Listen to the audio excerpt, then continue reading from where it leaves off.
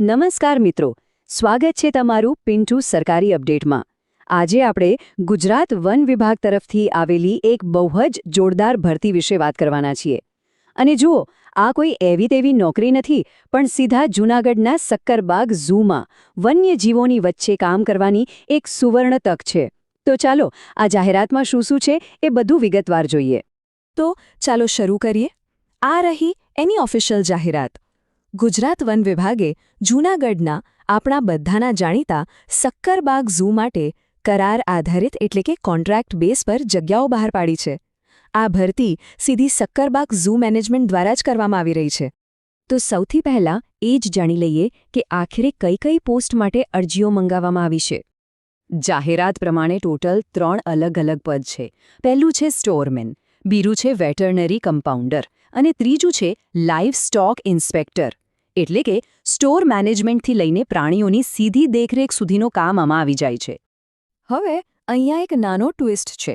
જુઓ, નામ તો 3 પદના આપ્યા છે, પણ હકીકતમાં ખાલી જગ્યાઓ ફક્ત 2 જ છે। આ જે વેટરનરી કમ્પાઉન્ડર અને લાઇફ સ્ટોક ઇન્સ્પેક્ટર છે ને, એ બંને પોસ્ટને એકસાથે ભેગી કરી દેવામાં આવી છે। ચાલો હવે આવીએ સૌથી અગત્યની વાત પર કે ભાઈ આ પોસ્ટ માટે લાયકાત શું જોઈએ અને પગાર કેટલો મળશે। આ ટેબલમાં બધી વિગતો એકદમ ક્લિયર છે। સ્ટોરમેન પદ માટે ફક્ત એક જ જગ્યા છે અને ઓછામાં ઓછી 18 વર્ષની ઉંમર હોવી જોઈએ, જ્યારે વેટરનરી કમ્પાઉન્ડર અને લાઇવસ્ટોક ઇન્સ્પેક્ટરની જે ભેગી પોસ્ટ છે એના માટે વેટરનરી સાયન્સમાં ડિગ્રી કે ડિપ્લોમા જરૂરી છે। સાથે સાથે જંગલી પ્રાણીઓની સારવારનો ઓછામાં ઓછો 1 વર્ષનો અનુભવ પણ માંગ્યો છે અને કમ્પ્યુટરનું બેઝિક નોલેજ તો ખરું જ। હવે વાત કરીએ પગારની। તો જે પણ ઉમેદવાર સિલેક્ટ થશે એમને ફિક્સ 22,660 રૂપિયા દર મહિને મહેનતાણું મળશે। અને હા, એક વાત ખાસ યાદ રાખવા જેવી છે, આ જે ભરતી છે પરમનન્ટ નથી। શરૂઆતમાં 11 મહિનાના કોન્ટ્રાક્ટ પર રાખવામાં આવશે, જો કે તમારા કામના આધારે એને આગળ લંબાવવાની શક્યતા પણ રહેલી છે। ચાલો હવે એ સમજી લઈએ કે આ પોસ્ટ માટે અરજી કરવાની કઈ રીતે છે, પ્રોસેસ શું છે। પ્રોસેસ એકદમ સિમ્પલ છે।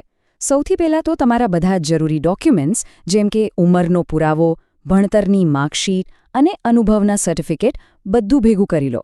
પછી આ બધા ડોક્યુમેન્ટ્સને આપેલા ઈમેલ એડ્રેસ પર મોકલી દેવાના છે। બસ પછી જે ઉમેદવારો શોર્ટલિસ્ટ થશે એમને ઇન્ટરવ્યૂ માટે ફોન આવશે અથવા રૂબરૂ બોલાવવામાં આવશે। હવે આપણે એ વિગતો પર આવીએ જે તમારે ભૂલવાની જ નથી, એટલે કે ઈમેલ આઈડી અને છેલ્લી તારીખ।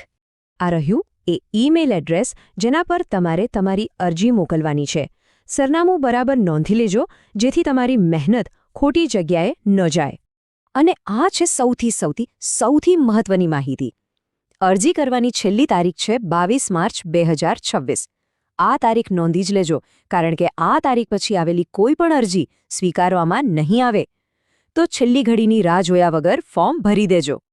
તો આ ફક્ત એક નોકરી નથી, પણ સક્કરબાગ ઝૂના વન્યજીવોની સેવા કરવાનો અને તેમના સંરક્ષણમાં ભાગ લેવાનો એક મોકો છે।